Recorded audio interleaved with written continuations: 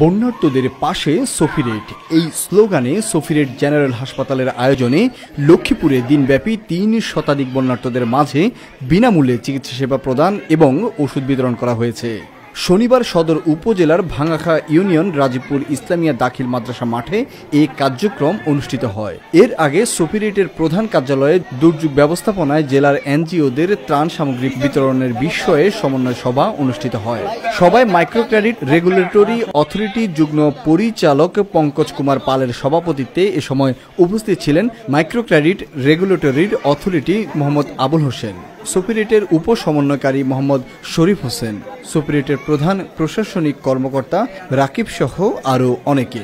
Free medical ক্যাম্পে 2টি medical বুথের মাধ্যমে বন্যার্তদের বিনামূল্যে চিকিৎসা সেবা ও ঔষধ প্রদান করা হয়। চিকিৎসা সেবা প্রদান করেন সুপিরিয়র জেনারেল হাসপাতালের মেডিকেল অফিসার ডাক্তার শাহিন আলম ও ডাক্তার সাহেলা জান্নাত। পরে রাজীবপুর ইসলামিয়া দাখিল মাদ্রাসায় আশ্রয়কেন্দ্র সহ বিভিন্ন আশ্রয়কেন্দ্রে বন্যার্তদের মাঝে বিশুদ্ধ পানি ও শুকনো খাবার উপহার হিসেবে বিতরণ করা হয়।